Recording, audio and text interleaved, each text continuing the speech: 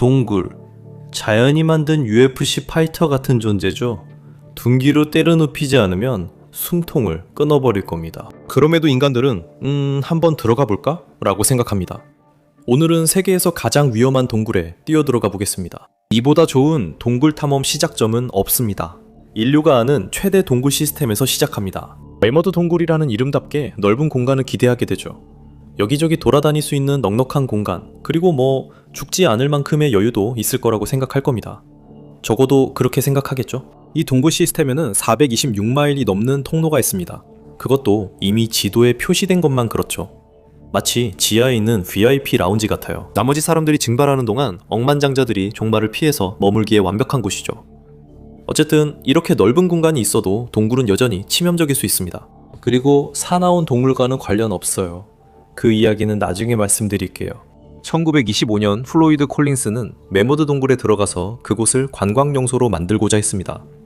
누구나 꿈은 있잖아요. 그 당시에는 전기 조명이 거의 소문에 불과했어요. 미국의 많은 지역이 여전히 어둠 속에 있었죠. 그래서 켄터키의 거대한 동굴을 밝히는 일은 우선순위가 아니었습니다. 그래서 플로이드는 단지 램프 하나와 근거 없는 자신감만 가지고 출발했습니다. 탐험을 시작한 지 몇 시간 만에 램프가 꺼지기 시작했죠. 그래서 그는 돌아서 안전한 곳으로 가려고 했지만 운명은 다른 계획을 가지고 있었습니다. 그는 좁은 통로를 지나가다가 갇히고 말았죠. 당황한 플로이드는 26파운드짜리 바위를 건드려서 그 바위가 그의 발목을 짓눌렀습니다. 이쯤 되면 그가 얼마나 잘못된 선택을 했는지 깨달았을 겁니다. 플로이드는 얼어붙고 칠흑같이 어두운 동굴에 갇혀 있었습니다. 그는 구조대가 도착하기도 전에 2주 동안 저체온증으로 사망했습니다. 플로이드는 단순한 등불을 든 사람이 아니라 그 시대 최고의 동굴 탐험가 중 한 명이었습니다. 하지만 이 사실이 그의 상황을 바꾸지 못했습니다. 믿기 어렵겠지만 플로이드 콜린스보다 더 끔찍한 죽음도 있습니다. 동굴들은 인간을 가장 끔찍하게 죽일 수 있는 방법을 서로 경쟁하듯 계속해서 찾아냅니다. 1980년 한 프랑스 엔지니어가 조 로건처럼 완전한 동굴인이 되기로 결심했습니다. 그래서 그는 케냐의 키툼 동굴로 갔습니다. 이 동굴은 폭 700피트 깊이 2300, 3000피트입니다. 물론 이곳이 동굴계의 그랜드 캐니언은 아니지만 내부에는 치명적인 존재가 있습니다. 만약 그것이 밖으로 나온다면 우리 모두에게 아주 끔찍한 날이 될 겁니다. 아니면 아주 짧은 날이 될 수도 있죠. 그건 바로 마버그 바이러스입니다. 이 모든 것은 이집트 과일 박쥐 때문입니다. 그 프랑스인 엔지니어는 지하에 머문 지 얼마 안 돼 사망했습니다. 7년 후 한 덴마크 소년이 그 동굴을 탐험하다가 같은 운명을 맞이했습니다. 그들의 가루 형태의 배설물을 조금만 들이마셔도 당신의 이야기는 아주 빨리 끝나버립니다. 마버그 바이러스는 치사율이 최대 90%에 달하며 감염자의 절반이 사망합니다. 이 바이러스는 최악의 독감과 위장염이 동시에 온 듯 시작되며 불쾌하지만 견딜만 합니다. 하지만 마지막엔 출혈과 정신 이상이 나타나며 환자들은 유령의 집 출연자처럼 보입니다. 코로나19와 비교할 수 없을 정도로 심각합니다. 놀랍게도 케냐 당국은 키팀 동굴을 폐쇄하지 않았습니다. 이건 정말 대담하거나 낙관적이라고밖에 할 수 없는 선택입니다. 다행히도 유타에 있는 어떤 동굴은 그렇지 않습니다. 그 동굴은 지역사회의 악몽을 떠올리게 하죠. 바로 너티퍼티 동굴입니다. 이름과 달리 가족용이 아니니 들어가지 마세요. 이 동굴은 1960년 유타 호수 근처에서 발견됐습니다. 입구는 언덕 꼭대기 구덩이입니다. 좋은 신호는 아니죠.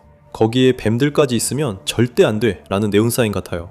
하지만 사실 그건 가장 작은 위험이었습니다. 동굴 깊은 곳엔 세계에서 가장 좁은 통로와 기어가야 할 공간, 1400피트 길이의 미끄럼틀과 터널이 있습니다. 이곳은 세계 최고의 동굴 탐험가들에게도 도전이었습니다. 그래서 매년 5,000명 이 실력을 시험하러 몰려왔고 밤에 들어가는 것도 흔한 일이었죠. 누가 치명적인 동굴을 더 무섭게 만들고 싶지 않겠습니까? 4번이나 방문객들이 갇혀서 구조되어야 했고 아마도 제정신인지도 확인받아야 했을 겁니다. 결국 사람들은 교훈을 얻지 못해서 동굴이 일시적으로 폐쇄되었습니다. 문을 설치하고 인파를 통제하기 위해 신청 절차를 도입한 후 당국은 2009년 5월에 동굴을 다시 열었고 곧 그 결정을 후회하게 됩니다. 6개월 후 존 에드워드 존스와 3명의 친구들은 동굴을 탐험하기로 결정했고 특히 산도라고 불리는 구역을 탐험하기로 했습니다. 아이러니하죠? 존스는 잘못된 방향으로 가다가 막다른 길에 다다랐습니다. 갈 수 있는 길은 아래로 내려가는 것 뿐이었고 그는 그 길이 출구로 이어질 거라고 생각했습니다. 통로는 10인치에 18인치로 사람을 위한 공간이 아니라 공포를 위한 공간이었습니다. 그리고 존스는 그곳에 끼어버렸습니다. 탐험은 구조임무로 바뀌었습니다. 존스는 하루가 넘도록 거꾸로 매달려 있었습니다. 구조대원들은 그를 지상으로 끌어올리기 위해 온갖 방법을 시도했습니다. 밧줄과 도르래 시스템이 잠시 희망을 주는 듯 했지만 곧 실패하고 말았습니다. 존스는 다시 통로로 떨어졌습니다. 중력일 구조대형. 참고로 말씀드리자면 인간은 박쥐처럼 거꾸로 매달리도록 설계되지 않았습니다. 존스의 심장은 버티지 못했고 그는 결국 숨졌습니다. 그의 시신을 밖으로 옮기는 것은 너무 위험했기 때문에 선택지는 하나뿐이었습니다. 그는 아직도 동굴 안에 있습니다. 불행하게도 그곳의 일부가 되어버렸죠. 당국은 너티퍼티 동굴 사건 2탄을 막기 위해 동굴을 영구 폐쇄하고 입구를 콘크리트로 막아 최고의 출입 금지 표시로 만들었습니다. 너티퍼티 동굴이 무서웠다고 생각한다면 선샤인 스테이트는 곧바로 2개의 수중 죽음의 함정을 보여줍니다. 멈추세요. 죽음을 예방하세요. 이것이 플로리다 걸프코스트의 허난도 카운티에서 여러분을 맞이하는 표지판입니다. 그리고 플로리다는 자연스럽게 내 악어 좀 들고 있어봐 라고 말했죠. 차소이치카 야생동물 관리구역에 오신 것을 환영합니다. 이곳에는 뷰포드 스프링스와 이글스 네스트 싱크 2개의 수중 동굴이 있습니다. 이글스 네스트 싱크는 동굴 다이빙계의 에베레스트 산으로 알려져 있습니다. 죽음은 단지 선택일 뿐입니다. 뷰포드 스프링스는 소나무 늪 아래 숨어 있어 다이버들은 허리까지 진흙을 헤치고 들어가야 합니다. 이 동굴은 거의 170피트 아래까지 뻗어 있습니다. 한 통로에는 맑은 물과 하얀 바위들, 그리고 184피트까지 이어지는 좁은 입구가 있습니다. 다가올 재앙 같은 거 무시한다면 정말 멋진 광경이죠. 하지만 이글스 네스트 싱크는 뷰포드 스프링스를 어린이용 풀장처럼 보이게 만듭니다. 300피트 깊이로 내려가는 1마일 길이의 미로입니다. 정말 아름다운 곳이죠. 물론 한 번의 실수로 목숨을 잃을 수 있다는 점만 빼면요. 지난 40년 동안 12명의 목숨을 앗아갔습니다. 뷰포드 스프링스는요. 2019년에 폐쇄됐음에도 불구하고 2022년에 시신 2구가 수습됐습니다. 플로리다에서는 폐쇄라는 게 그냥 제한일 뿐인 것 같네요. 지리심층 탐구가 좋으셨다면 구독해주세요. 이 연구 동굴에 오래 있다 보니 종류석이 생기는 것 같네요. 아직 눈치채지 못하셨다면 동굴 다이빙은 세계에서 가장 치명적인 스포츠 중 하나입니다. 물론 뜨개질 만큼 안전하진 않지만 그 명성은 조금 과장된 면이 있을지도 몰라요. 죽음을 맞이한 대부분의 다이버들은 전문적인 훈련을 아예 건너뛰었거나 낙관적으로 봐도 부족한 장비를 들고 왔거나 상식과 오랜 기간 다툼을 벌이고 있는 듯한 결정을 내렸습니다. 제 조언은요. 욕조에서 자크 쿠스토인 척 해보세요. 어쨌든 대서양을 건너면 동굴 탐험의 위험은 더 깊어집니다. 어떤 사람들은 기록을 깨려고 아주 깊이 갑니다. 죄송해요. 말장난을 참지 못했네요. 남아프리카 북케이프주에 위치한 부시맨 소울에 오신 것을 환영합니다. 이곳은 땅에 파인 거대한 싱크홀입니다. 왜 방문할까요? 바로 심연의 끌림 때문입니다. 사람들은 용기를 내서 혹은 상식이 잠시 자리를 비웠기 때문에 이곳에 갑니다. 1996년 포르투갈의 다이버 누누 고메즈는 927피트까지 잠수했습니다. 그게 지금까지 누군가가 내려간 가장 깊은 곳입니다. 바닥이요? 누가 알겠습니까? 그 아래는 정말 어둡거든요. 이곳은 지구가 너를 위한 곳이 아니야 라고 말하는 듯 하지만 사람들은 도전을 멈추지 않았습니다. 1994년 디안드레는 동굴 한 164피트 지점에서 팀의 다이빙 준비를 돕고 있었습니다. 그는 살아서 다시 올라오지 못했습니다. 그의 팀은 산소 중독, 즉 너무 높은 압력에서 산소를 들이마신 것이라고 추정했습니다. 또 다른 가능성은 고탄산 혈증, 즉 혈액 내 이산화탄소가 축적되는 현상입니다. 안타깝게도 동굴은 출구 설문조사나 고객 피드백을 제공하지 않습니다. 하지만 그들은 아무것도 확실히 확인할 수 없었습니다. 드라이어의 시신은 2005년에야 다이버 데이비드 쇼에 의해 발견되었습니다. 쇼는 그를 수습하려다 시신에 얽혀 함께 사망했습니다. 이 동굴은 슬래셔 영화처럼 많은 희생자를 냈습니다. 게다가 물에 들어가지 않아도 질식할 수 있습니다. 카메룬 북서부에 위치한 니오스 호수에는 눈을 가늘게 뜨고 정말 억지로 보면 일종의 동굴이 있습니다. 동굴만으로도 위험한데 누군가 마그마까지 더해버려서 이곳은 화산 둔하고 호수가 되었습니다. 1986년 8월 21일 재앙이 닥쳤습니다. 호수는 10만에서 30만 톤에 달하는 이산화탄소를 한 번에 내뿜었습니다. 이 지역 전체가 일명 잠자는 가스로 뒤덮였습니다. 1,700명 이상의 사람들과 3,500마리의 가축, 이 보이지 않는 구름 아래에서 질식해 숨졌습니다. 이것은 화산 폭발이 아니었습니다. 적어도 우리가 아는 일반적인 직접적인 화산 폭발은 아니었습니다. 이것은 전혀 다른 것이었습니다. 더 드물고 더 위험하며 너무 쉽게 지나칠 수 있습니다. 호수가 잔뜩 흔든 탄산음료 캔처럼 터질 리는 없지만 니우스 호수는 예외입니다. 익릭 분출은 이산화탄소가 물에서 뿜어져 나와 땅을 뒤덮는 현상입니다. 우리가 죽지 않고 살고 싶은 공기보다 이산화탄소가 더 무겁기 때문입니다. 오늘날 여러 개의 태양광 파이프가 끊임없이 가스를 배출하고 있어 도움이 되긴 하지만 그렇다고 호수가 안전해지는 것은 아닙니다. 다이빙은 여전히 끔찍한 생각입니다. 그렇다고 사람들이 멈추는 건 아니지만요. 하지만 다른 동굴들은 실제로 더 위험합니다. 겉보기에는 평온한 환경으로 당신을 유혹하지만 사실은 속았다 라고 말하듯이 구아 템페룽 동굴은 정말 자랑할 만한 위험성을 가지고 있습니다. 이곳은 말레이시아 최대 석회암 동굴로 길이 2.7마일입니다. 현지인들은 천장이 코코넛 껍질과 닮아 템페룽이라 불렀습니다. 지하에서도 브랜드는 중요합니다. 알람 동굴은 236피트 높이로 솟아 있습니다. 기르가시 동굴에는 49피트짜리 기둥이 있습니다. 심지어 지하강도 있습니다. 완전한 어둠 속에서 관광하는 걸 즐긴다면 감탄할 만한 것이 많습니다. 하지만 일반인들은 동굴의 1.1마일만 볼 수 있습니다. 제 말을 믿으세요. 충분한 이유가 있습니다. 4번 플랫폼을 넘어가 보세요. 그리고 뇌가 절전 모드로 전환되기 시작합니다. 산소가 약해지고 숨쉬기가 힘들어지며 어지러움이 몰려옵니다.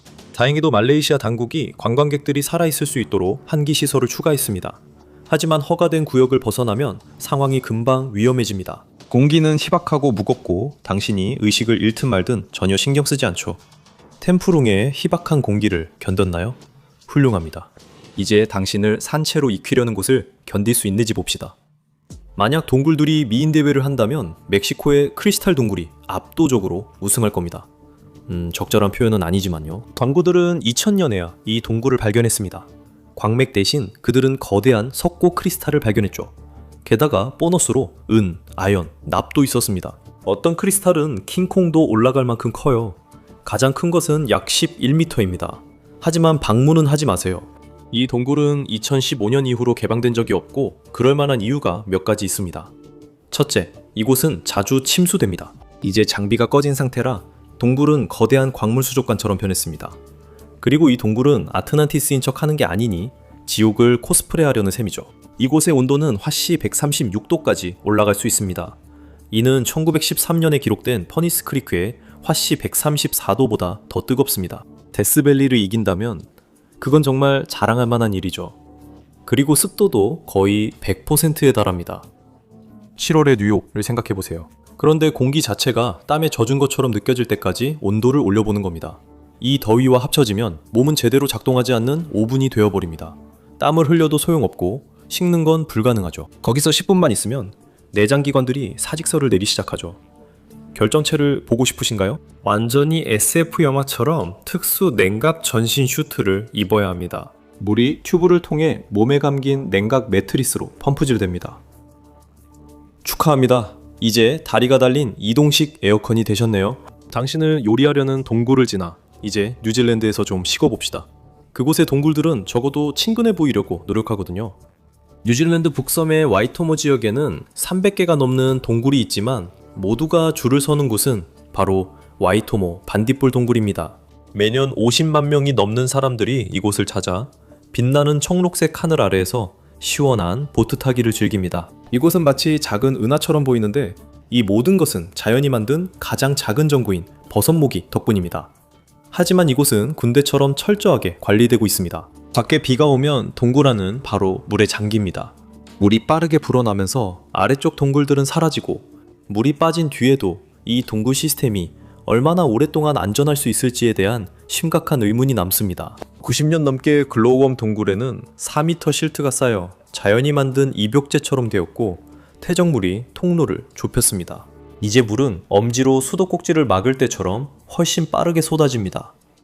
2년 전 이 지역은 큰 폭풍으로 인한 갑작스러운 홍수를 미리 겪었습니다. 동굴은 운이 좋았지만 이 일은 평화로운 보트 타기에서 실내 급류 래프팅으로 얼마나 빠르게 상황이 변할 수 있는지를 보여주었습니다. 방문객들이 갑작스러운 홍수 때 동굴에 있으면 재앙이 될 수 있으며 이를 뒷받침하는 역사도 있습니다. 태국의 탐도항 동굴은 길이가 6.2마일에 이르며 2018년 6월에는 세계에서 가장 무서운 탈출방으로 변했습니다. 6월 23일, 지역 축구팀의 소년 12명과 그들의 보조 코치가 몬순이 한창인 시기에 동굴 안으로 들어갔습니다. 그 결정은 동굴이 즉시 응징했습니다.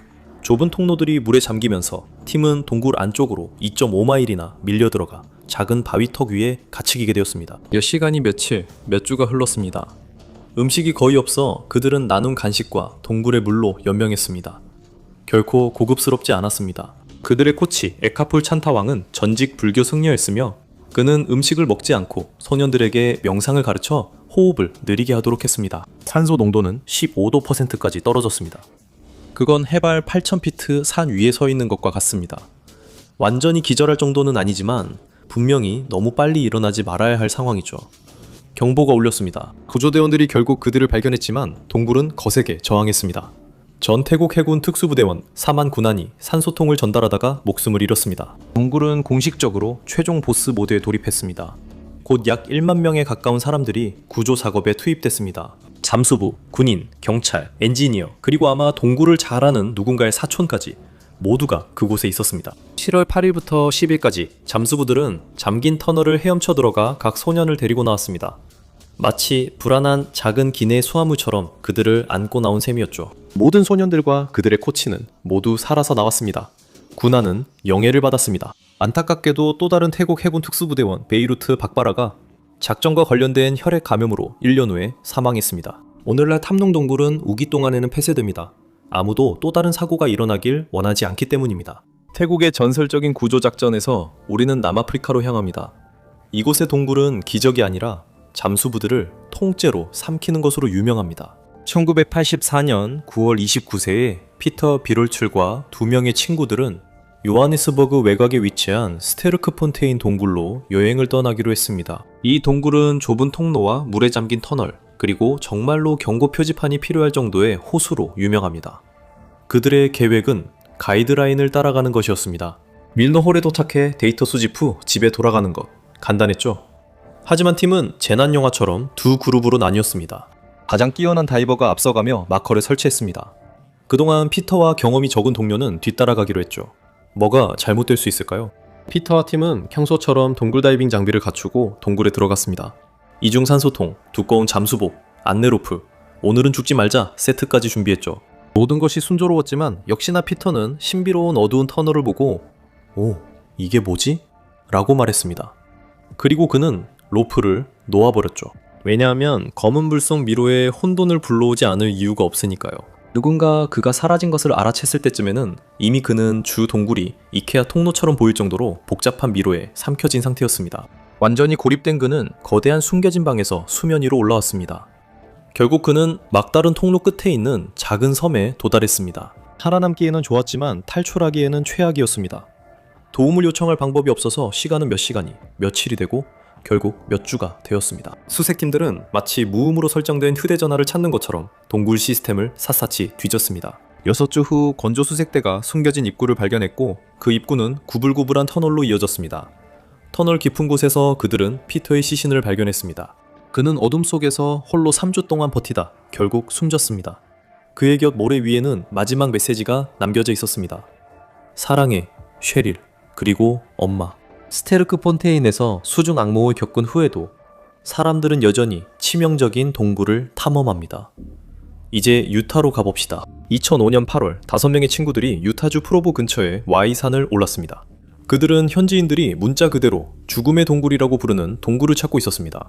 새벽 3시 어둠 속에서 그 그룹 중 한 명은 전에 그곳에 와본 적이 있었고 모두에게 좋은 생각이 아니라고 말했습니다. 하지만 당연히 그들은 어쨌든 갔습니다. 입구는 15피트 길이의 잠긴 터널로 이어지는 아주 작은 수중 구멍이었습니다. 그곳을 통과하면 몇 피트 정도의 공기가 있는 비좁은 공간에 도착하게 됩니다. 통과하지 못하면 그 동굴은 이름값을 하게 됩니다. 그룹 중 4명이 새벽 4시 30분에 동굴에 들어갔습니다. 그들의 친구 조셉 퍼거스는 밖에 남아 있었고 즉시 그룹에서 가장 똑똑한 사람 상을 받게 되었습니다.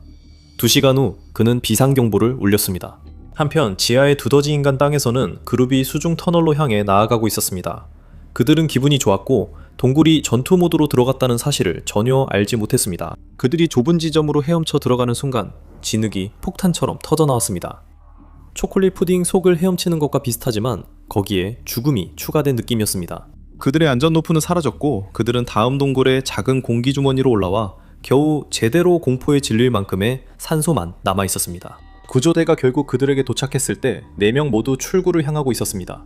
그들은 살아서 나갈 수 있을 만큼 아슬아슬하게 가까운 곳에 있었습니다. 그 동굴은 나중에 봉인되었습니다. 모두가 이례적으로 동의한 순간이었죠.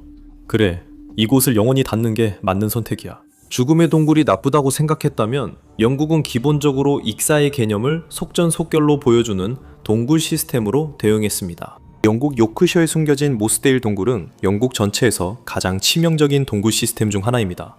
그 위험 수준은 공식적으로 초고위험으로 분류되어 있습니다. 진짜로 이건 사실입니다. 1967년에 영국 최고의 동굴 탐험가 6명이 들어갔을 때 그 동굴의 가장 깊은 곳은 달 표면보다도 더 적은 사람들이 본 곳이었습니다. 이 사실만으로도 돌아서라는 엄청난 경고 신호였어야 했죠. 6월 24일 10명의 동굴 탐험가들. 이 동굴에 들어간 지 3시간쯤 지나 날씨가 급격히 나빠졌습니다. 4명의 동굴 탐험가들은 오늘은 아니다 라는 본능적인 경고를 느끼고 돌아섰습니다. 남은 6명은 상식은 오늘 하루 쉬어도 된다고 생각하고 더 깊숙이 들어가 자랑거리를 찾으려 했습니다. 동굴은 그들에게 부고를 안겨주며 응답했습니다. 그들이 동굴에서 가장 깊고 좁은 곳 중 하나에 도달했을 때 그들은 그것을 들었습니다. 모든 동굴 탐험가들이 가장 두려워하는 단 한 가지, 물이 쏟아져 들어오는 소리였습니다. 그들이 갇혀있던 공간은 즉시 물로 차기 시작했습니다. 양쪽에서 물이 밀려 들어오고 6명의 남자들은 천장에 납작하게 붙어 있었으며 공포 외에는 아무런 선택지도 없었습니다. 한편 밖에서는 탈출한 동굴 탐험가 모라 포브스가 돌아와 보니 입구가 물에 잠겨 있었습니다. 결코 좋은 징조가 아니었습니다. 그녀는 2.5마일 떨어진 마을까지 달려가 경보를 울렸고 모든 구조 전문가들이 현장에 모였습니다. 동굴이 이렇게 빠르게 잠기면 당신은 물과 경쟁하는 것이 아니라 죽음과 경쟁하는 것입니다. 그 기회를 놓치면 구조는 수색 작업으로 바뀌게 됩니다. 그들이 할 수 있는 최선은 참호전을 하며 배수로를 파서 물이 차오르는 걸 막는 것이었습니다. 하지만 홍수가 심해 구조대원들은 다음 날에야 구조를 시작할 수 있었습니다. 동굴은 마치 그래 나중에 다시 와라 라고 말하는 듯 했죠. 수위가 낮아지자 구조대원들은 동굴에 들어갔지만 이것이 구조작업이 아니라 수습작업임을 깨달았습니다. 가장 깊은 마라톤 크롤 구간에서 5구의 시신이 발견됐고 구조대원들은 6번째가 기적적으로 탈출하길 잠시 바랐지만 결국 그러지 못했습니다. 당국은 다른 모험가들이 같은 운명을 겪지 않도록 동굴 입구를 콘크리트로 막았습니다. 동굴은 1971년까지 봉인된 채로 남아있었습니다. 그때가 되어서야 희생자들의 친구들이 다시 들어가 진흙동굴 깊숙한 곳에 그들을 묻을 수 있게 허락받았습니다. 이 사건은 여전히 영국 동굴 탐험 역사상 최다 사망 참사로 남아있습니다. 모스데일은 이런 이유로 유명해지고 싶지 않았을 것입니다. 모스데일 비극 이후 영국의 치명적인 동굴이 더 이상 안 나올 거라 생각하겠지만 오히려 더 끔찍한 이름의 동굴을 내놓았습니다. 1959년 3월 22일 20세의 옥스퍼드 대학생 이 악마의 엉덩이라는 동굴에 갇히고 말았습니다. 네, 실제 이름이 그렇습니다. 그게 바로 픽스캐번의 실제 별명입니다. 정말 잘 어울리는 이름이죠. 거기서 갇히면 매우 나쁜 가스를 들이마시게 됩니다. 그리고 불행하게도 니모스는 그걸 직접 경험하게 될 참이었습니다. 닐은 영국 동굴학회, 쉽게 말해 동굴 탐험 동호회였죠. 그리고 닐의 문제는 그의 자신감은 실력을 완전히 능가했습니다. 약 1000피트쯤 들어가서 닐은 석승방에서 좁고 구불구불한 수직 갱도를 발견했습니다. 그곳은 폭이 18인치, 깊이가 40피트였는데 마치 인간을 싫어하는 누군가가 만든 구멍 같았습니다. 닐은 좀 더 가까이에서 살펴보기로 했습니다. 그는 밧줄 사다리를 이용해 갱도 안으로 내려갔습니다. 그곳에 도착하자 그는 무거운 바위를 옮기려고 했습니다. 바로 그때 우주는 말했습니다. 오늘은 아니야 친구. 사다리가 그의 아래에서 끼이면서 그의 몸이 갱도 깊숙이 박혀버렸습니다. 그리고 닐 모스는 공식적으로 갇히고 말았습니다. 구조 작업은 빨리 시작됐지만 밧줄을 아래로 내려보내를 할 때마다 동굴 가장자리에 쓸려 모두 끊어졌습니다. 게다가 닐의 몸이 공기 흐름을 막고 있었습니다. 그는 자신이 내쉰 이산화탄소로 인해 갱도 안에서 서서히 질식해가고 있었습니다. 그는 점점 의식이 혼미해졌지만 괜찮다고 계속 주장했습니다. 그는 심지어 동료들에게 가서 밥을 먹으라고까지 했습니다. 갇힌 사람이 괜찮다고 말할 때 그건 보통 정말 괜찮지 않다는 신호입니다. 구조대원들은 겨우 서 있을 수 있을 정도로 숨 쉴 수 있게 산소통을 끌고 들어왔습니다. 그럼에도 구조대원들 중 절반은 비틀거리며 움직이고 있었습니다. 그들은 동굴 테마 인형 뽑기 기계처럼 닐을 끌어내기 위해 한 남자를 발목에 매달아 거꾸로 내려보내는 등 온갖 방법을 시도했습니다. 완전히 실패했습니다. 작은 군대만큼의 자원봉사자들과 동굴 전체를 포장할 수 있을 만큼의 밧줄이 있었음에도 불구하고 그 동굴은 아무것도 내주지 않았습니다. 24시간이 지나도 닐은 살아있었으나 점점 기력이 약해졌습니다. 그때 하늘에서 비가 내리기 시작했습니다. 홍수로 인한 물이 동굴 안으로 쏟아지기 시작했고 구조대원들마저 갇힐 위기에 처했습니다. 조종관들은 모두에게 지금 당장 철수하라고 명령했습니다. 비가 그친 뒤 구조대원들이 마침내 동굴에 다시 들어가자 정막이 모든 걸 말해주었습니다. 닐은 이미 숨을 쉬지 않았습니다. 현장에 있던 의사 휴키드 박사는 나중에 시신을 직접 보지 않고 사망을 선언한 것은 그때가 처음이었다고 인정했습니다. 닐의 비극은 동굴이 얼마나 가혹할 수 있는지를 보여주었습니다. 다행히도 현대 동굴 탐험가들은 밧줄 사다리와 낙관주의 외에도 몇 가지 더 많은 도구를 가지고 있습니다. 이제 동굴을 손아로 미리 탐지해 가지 말아야 할 구역을 확인할 수 있어 무턱대고 들어가지 않아도 됩니다. 다이버들은 죽음의 터널에서 휴대용 수중 탐지기도 사용합니다. 작은 정보도 모두 도움이 됩니다. 수면 위에서는 공기 센서가 인간이 무시하기 좋아하는 모든 동굴 위험 요소를 감시합니다. 이산화탄소 농도, 온도, 습도, 그리고 기타 환경적 위험 요소들까지 감시합니다. 그리고 탐정 구조 이후로는 수중 드론이 새로운 대세가 되었습니다. 가까운 미래에는 이 드론들이 식량, 식수, 산소통 같은 보급품을 실어 나를 수 있을 것입니다. 마치 작은 수중 도어대시 로봇처럼 말이죠. 기술이 아무리 발전해도 동굴은 결코 완전히 안전해질 수 없습니다. 동굴은 변덕스럽고 예측할 수 없으니까요. 그리고 동굴이 당신의 하루를 망치기로 결심하면 미리 경고하지 않습니다. 바로 치명타를 날리죠. 그런데도 인간은 여전히 호기심이 많습니다. 우리는 땅에 구멍이 있으면 저 안에 뭔가 멋진 게 있을 거야 라고 생각하죠. 그리고 동굴 탐험가들은 오랫동안 연습한 기술을 써먹지 않을 수 없는 자신감을 가지고 있습니다. 동굴은 지구의 타임캡슐입니다. 동굴에는 수백만 년의 역사가 담겨 있지만 그중 일부는 불을 끄고 어둠이 모든 것을 감추게 하면서 옛 방식대로 비밀을 지키고 있습니다. 오늘 저와 함께 해주셔서 감사합니다. 영상이 재미있으셨길 바랍니다. 이런 영상을 더 보고 싶으시다면 구독과 알림 설정을 부탁드립니다. 정말 큰 힘이 됩니다. 다시 한번 감사드리며 다음에 맵팩에서 뵙겠습니다.